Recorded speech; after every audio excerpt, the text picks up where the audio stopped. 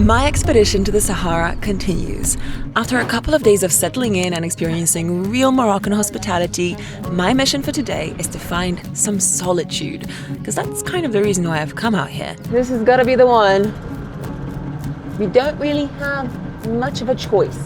But finding a good wild campsite away from everyone and everything will prove to be a bit of a challenge today. But for now, I'm making a quick pit stop to get some groceries done. Okay, I've come to this little store here in a little town in the mountains in Morocco. I found some really cool stuff here that I haven't seen before. This looks really good. It's some kind of peanut paste. It's called Kupnait.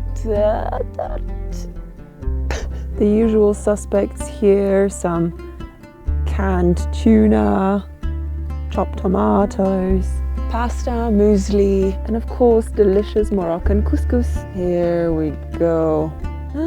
Dates?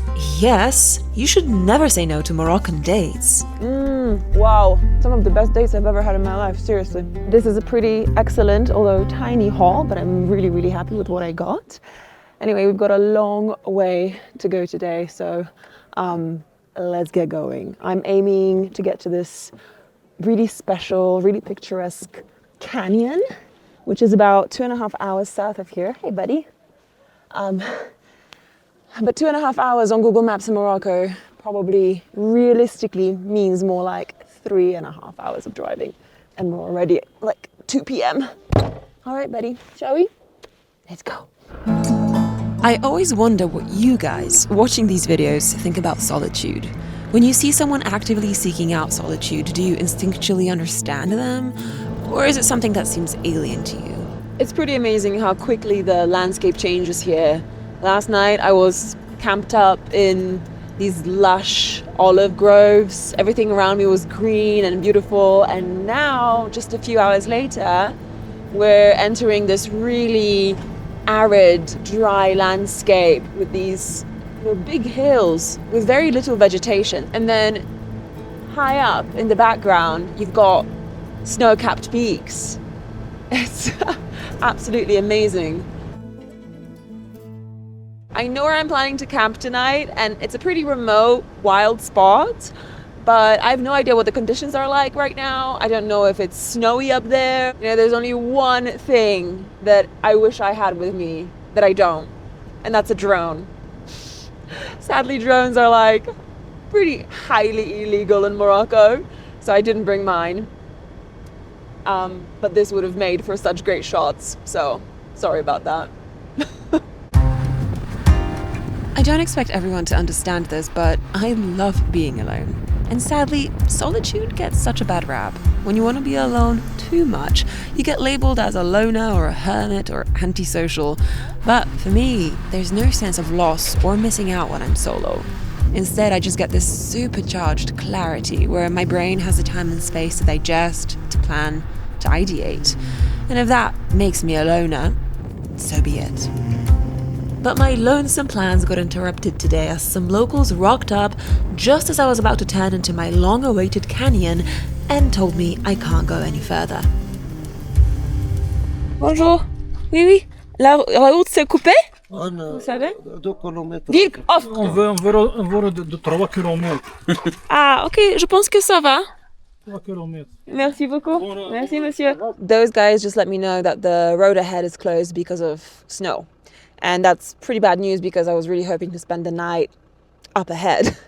I said to them that I'm just going to try and drive a little bit further and then come back. So that's exactly what we're going to try and do. And let's see. Maybe there's a spot where I can park somewhere before the road ends. I really don't want to keep driving anymore today. It's been a really long day and I'm just ready to set up camp and make some food.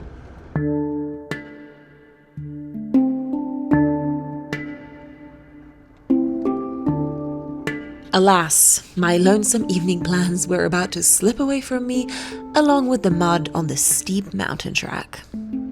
Yeah, I think the problem is not so much the snow, but just this really thick, squishy mud that's really slippery. And there's no guardrails on this road, just a sheer drop 200-300 feet and it only keeps getting higher and higher. And I feel like that's the real danger here. That's the real risk, that you slip on the mud because you lose traction and you fall to your death. Well, I guess there's no choice but to turn around. That is the only choice, and we're gonna keep going, see if we can find a different spot.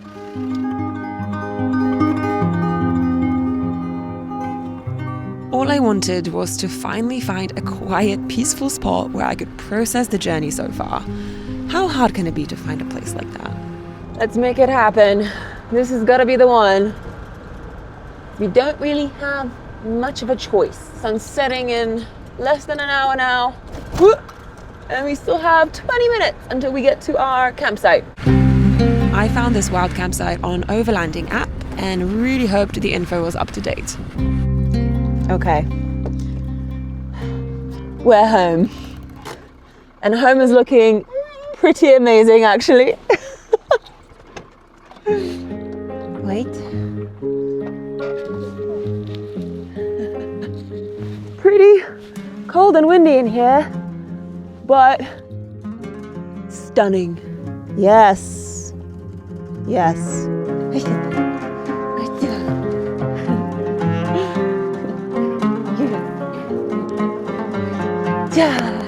You know, I was gonna say that I was a little bit disappointed about not being able to reach my original spot, but this is pretty beautiful.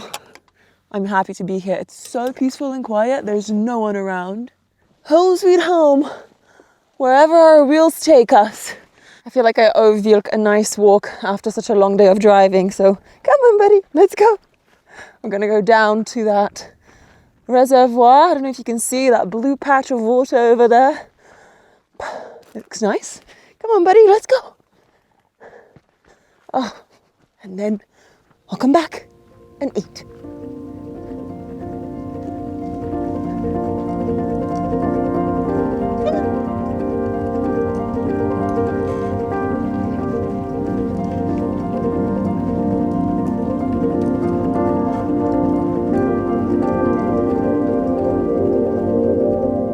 Okay, that reservoir is a lot further than I expected, so we're just gonna wake up tomorrow morning and go for a run there. And meanwhile, I am absolutely starving and I need food, so I gotta go get some food. This feels like a really good spot.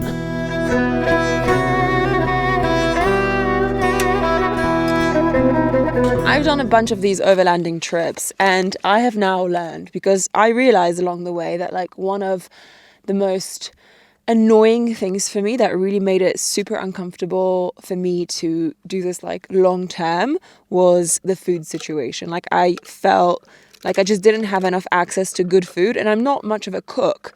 So quickly I kind of felt like I just wasn't getting enough nutrients, like I wasn't getting good enough food for the trips that I was doing, and I have learned. So this time around I brought myself some of these cans. It's like canned food. That sounds terrible. But it's like restaurant grade canned food that's really tasty actually. It's made out of fresh ingredients and there's like no junk in it. So I've got a bunch of these hidden away, stashed away in the truck, just in case, for days like this, when things don't go according to plan. Let's make some of it.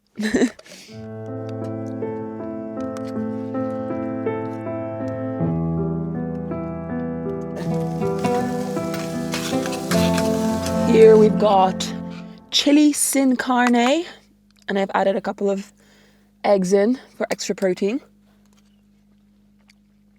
Oh, it is really good. Bit of Moroccan bread.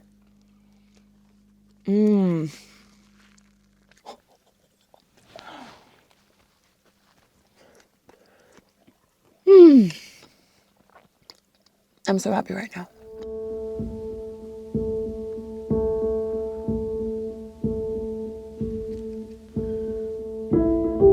You happy, buddy? Are you happy? Where are we, huh?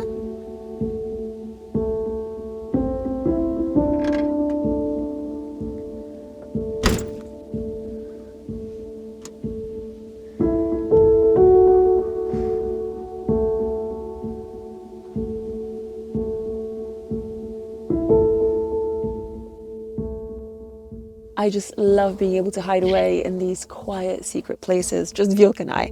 But things aren't always as straightforward when you're trying to hide on the internet. Which brings us to the sponsor and partner of today's video, Incogni. If you Google yourself right now, I am willing to bet that there's some shady websites out there that are publishing your private information for the entire world to see. This stuff doesn't just stay on the internet, you know? Criminals could take that information and use it to take out a loan in your name, impersonate you, stalk you, harass you. They could do a lot of irreversible damage. And there's so many of them publishing your sensitive information and profiting off it right now as we speak without your consent. But this is where Incogni comes in with a solution.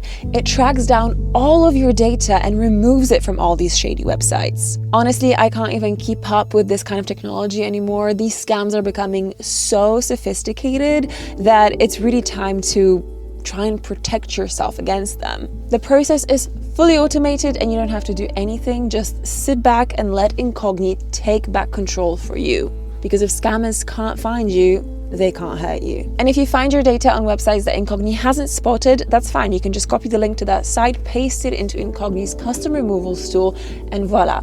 Incogni's team will start working to remove that piece of content right away. Now, more than ever, it is so important that you take your personal data back with Incogni. You can use my code AvaZuberg at the link below to get 60% off an annual plan. Safe browsing.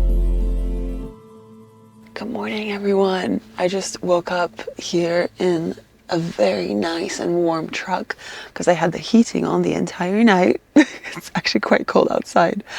And this morning, Vilk and I are going for a run. So I'm very excited.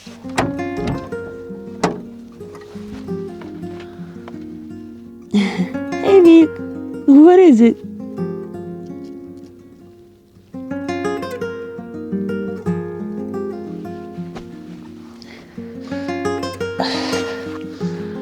Oh my god, wait you guys.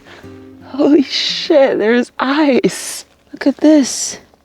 That's crazy. Obviously that means it must have been below freezing overnight. No wonder I was so cold. Glad I put on the heating in the end. I know that we don't normally associate the desert with like freezing temperatures, but it's pretty common for it to get quite cold at night, even in these like very, very dry desert-like environments. In about an hour or so, it's gonna get really nice and warm here. So can't wait for that. That's why I'm here. I'm not here for the ice. I'm here for the sun. You wanna go for a run? Let's go for a run. Every January, I set myself a bunch of goals for the new year, as we all do. And this year, I've decided I want to run a non-stop 100-mile ultramarathon in the mountain. And as it turns out, ambitious goals come with ambitious execution plans.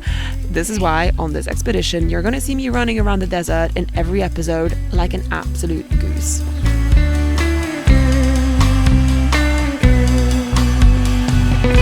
The reason why there's a random lake here in what is otherwise a very dry place is that there is a dam nearby. Right over there. I don't know if you can see it. So it's because of the dam that the water is here. Makes sense. Come on, buddy, let's go.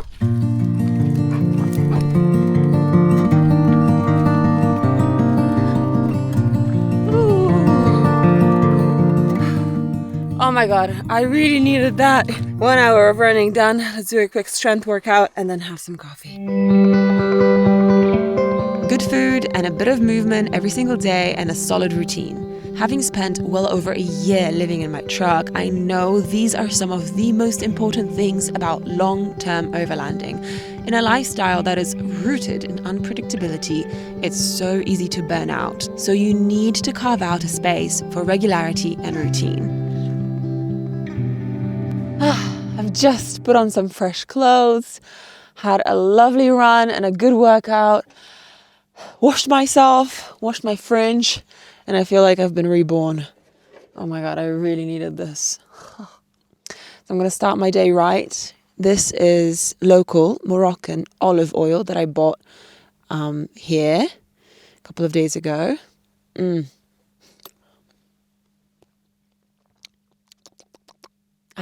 Little date. Oh my god, it is so delicious. They're so creamy. And do you remember that mysterious paste I bought yesterday? Well, we got it here.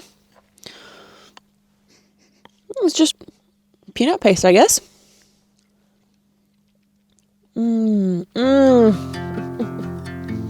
I later learned that in Morocco, this spread is called amlou. It's basically the local equivalent of peanut butter, except it's normally made with almonds, argan oil, and honey. So good. Well, my first solo wild camp in Morocco turned out exceptionally well, I'd say. That coffee tasted just as amazing as you would imagine. I've just noticed that Vilk has a tiny little wound here on his toe, and there's a little bit of pus coming out. It's nothing serious, but I just want to make sure that it doesn't become serious. So I'm gonna, I'm just gonna clean it out. Yes, I know you hate this, good boy. And put some ointment on it so it doesn't get any worse. There it is.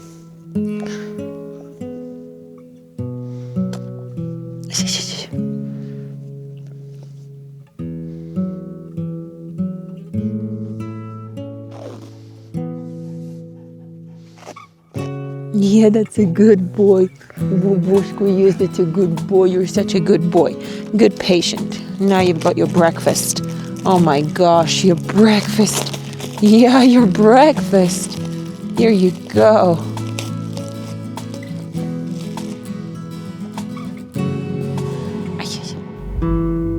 Apparently, in Morocco, even if you think you're totally alone, you better look around twice. These sheep and their shepherd along with them seem to come out of nowhere. Vilk wasn't enthused about the new arrivals, but this is their turf, and they came and they went.